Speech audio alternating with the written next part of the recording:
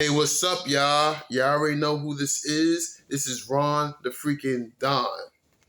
And today, I want to speak about the latest headlines of the campaign trail about Kamala Harris' latest VP pick, Tim Walz, who happened to have been the governor of Minnesota during the time of the George Floyd and BLM riots back in 2020 during the pandemic.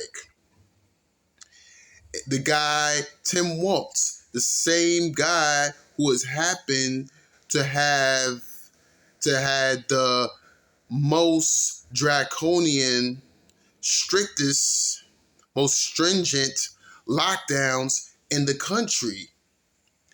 He even happened to have had a COVID snitch hotline where that enabled people to snitch, to call the hotline and snitch on their neighbors if they did not follow the mandates. Now, my question is,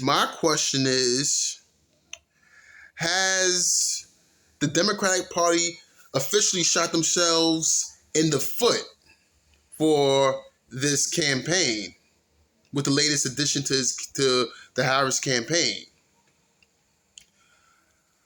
I would say maybe so, because despite the negatives of Tim Walz and his draconian lockdowns in Minnesota, and him letting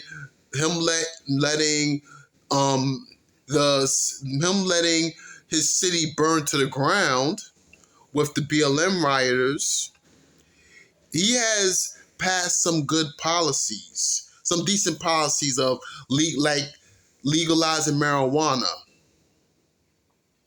policies as having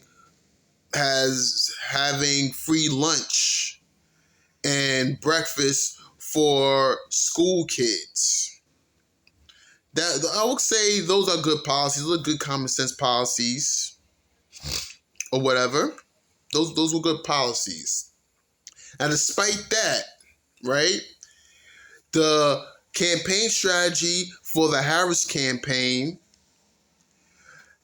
doesn't seem to speak about those type of issues, the economic issues that benefits the middle and the working class.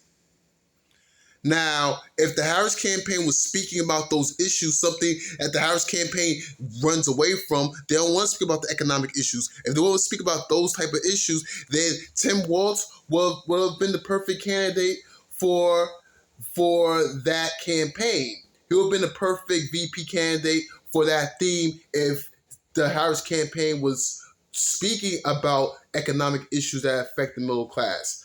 But unfortunately, her campaign became all about race and gender, her being the first black woman to run for president.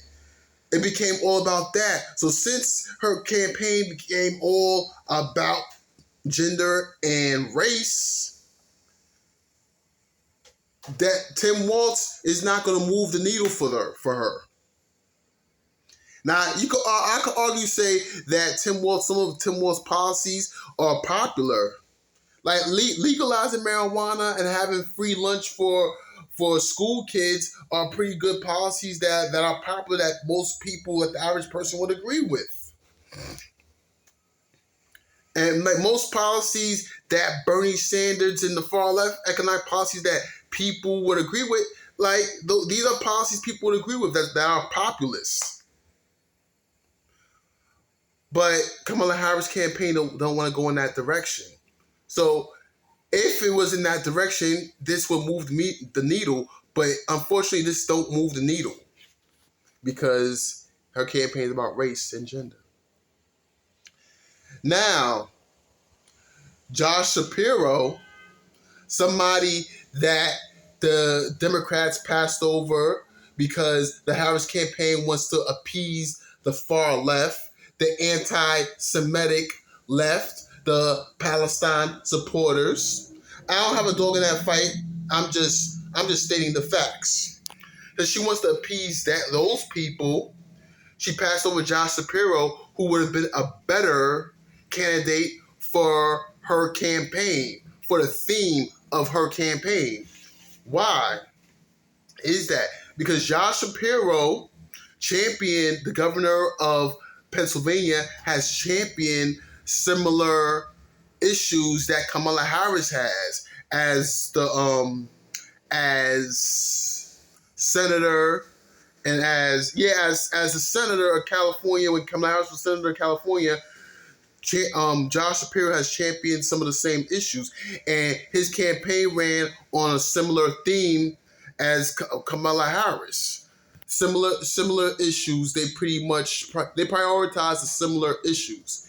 So Josh Shapiro will have leaned in on those issues, and he would have been a better addition to the campaign because they both championed criminal justice reform. Even though, despite my reservations about Kamala Harris criminal justice reform, about her policies out there in California, despite what I believe about that, and her locking up 1,500 black people for marijuana violations, despite that, he said she has championed criminal justice reform.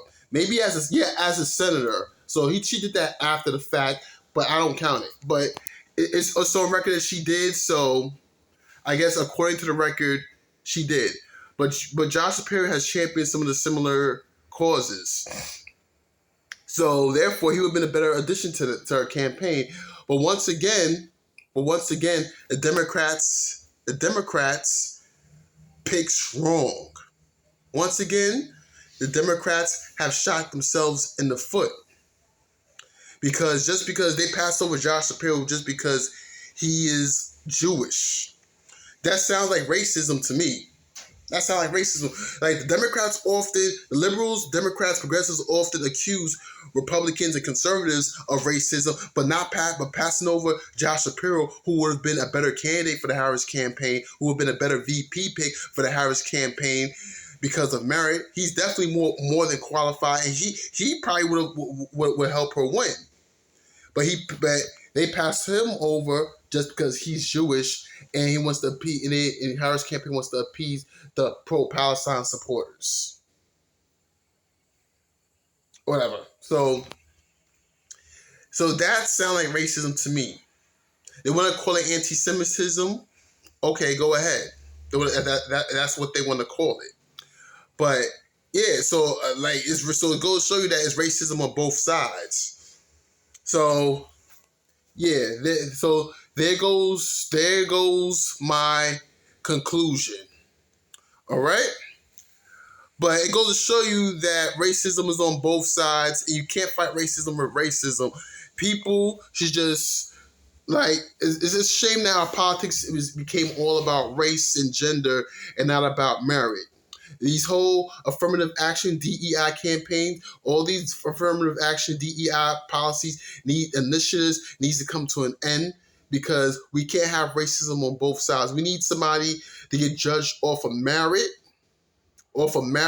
skills, competence, qualifications, not skin color, race, gender, ideology, whatever. No. We need to judge people based off their skills and their competence. But anyway, that concludes my video. I will catch y'all in my next video. Peace.